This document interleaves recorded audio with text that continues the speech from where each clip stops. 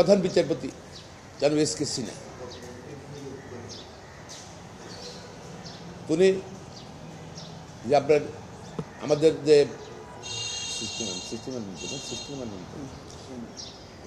আমাদের যে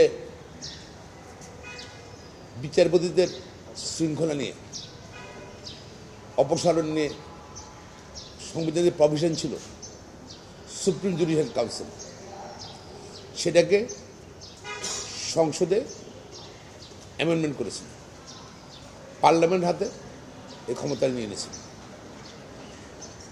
তারপর হাইকোর্টে রিট করা হয়েছে, রিট করেছিলেন, রিটে সেখানে সেই অ্যামেন্ডমেন্টটা বাতিল করেছে, অর্থাৎ সুপ্রিম জুডিশিয়াল কাউন্সিল বহাল রেখেছে।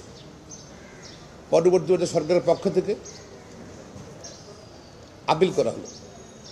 মূলত সরকার চেয়েছিল বিচারকদের যে শৃঙ্খলা বা আচরণবিধি বা অপসারণ ব্যাপারে রাজনীতিবিদদের নিয়ন্ত্রণ চেয়েছিল, এই জন্যই অ্যামেন্ডমেন্ট করেছিল উদ্দেশ্যেই।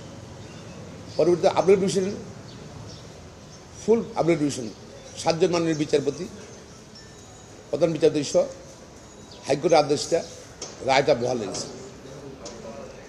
আমাদের নিশ্চয় মনে আছে আমাদের সামার ভ্যাকেশন ছিল, সেই সামার ভ্যাকেশনের আগে 1 মাস আগে হঠাৎ করে আওয়ামী লীগের একজন শীর্ষ নেতা, সাবেক প্রধানমন্ত্রী আত্মীয়, বললেন যে প্রধান বিচারপতি রায় পরিবর্তন করতে হবে,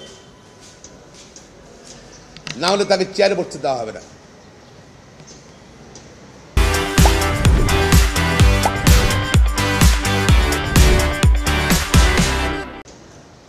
এটা ইম্পসিবল। এটা কথা আছে, সারা দেশের মানুষ জানে, ছোটবেলায় আপনারা শুনেছেন, হাকিম লড়ে তো হুকুম লড়ে না। হাকিম মারা গেলেও কিন্তু হুকুম যেটা দেবে, রায় হবে, সেটা থাকবেই। এস.কে. সিনহা সাবেক প্রধান বিচারপতি, তিনি একা কিছু করার সুযোগ নেই। পরবর্তী পর্যায়ে বঙ্গভবনে যে সময় রাষ্ট্রপতি ছিলেন আব্দুল হামিদ সাহেব, বঙ্গভবনের বিচারপতি ডাকা হলো, তাকে বলা হলো যে ওই আওয়ামী লীগ প্রধানমন্ত্রীর আত্মীয়র যে বক্তব্য বাস্তবায়নের জন্য তারা যেন প্রধান বিচারপতির সঙ্গে না বসে আপডেট ডিভিশনে। এর পরবর্তী আপনারা জানেন, হঠাৎ তাকে আইনমন্ত্রী যেন আনিসুল হক সাহেব ক্যান্সার বলছে, ওনার ক্যান্সার হয়েছে, উনি বিদেশে চিকিৎসা করতে যাবেন। এস.কে. সিনহাকে তার প্রধান বিচারপতির বাসায় অন্তরীণ করে রাখা হয়েছিল এবং পরবর্তীতে তাকে বিদেশে পাঠিয়ে দেওয়া হয়েছিল। যাওয়ার সময় একটা প্রেস ব্রিফিং কাগজ দিয়ে গেলেন সবাইকে যে আমি স্বেচ্ছা যাচ্ছি না, আমাকে জোর করে পাঠিয়ে দেওয়া হচ্ছে। তারপর তাকে থাইল্যান্ডে গেছে, চিকিৎসা করে আসে, থাইল্যান্ডে চেক আপ করে বলছে আমি তো সুস্থ আছি, আমি দেশে আসবো। তাকে দেশে আসছে, বলছে পদত্যাগ করেন। আমাদের সাংবিধানিক প্রভিশনগুলিতে প্রধান বিচারপতি রাষ্ট্রপতির নিকট সহজে পদত্যাগপত্র দেবেন, সেটা করা হয়নি। থাইল্যান্ডের এমবিসিতে তাকে পদত্যাগ করা হলো।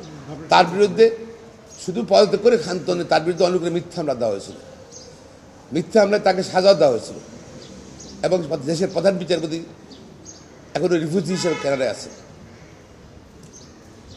এই ব্যাপারে কারাগারে জড়িত ছিল তৎকালীন রাষ্ট্রপতি, সরকার প্রধান এবং অন্যান্য যারা জড়িত ছিল এবং গোয়েন্দা সংস্থার লোকজন, আইন শৃঙ্খলা বাহিনী, তাদের তদন্ত করা উচিত আমি মনে করি।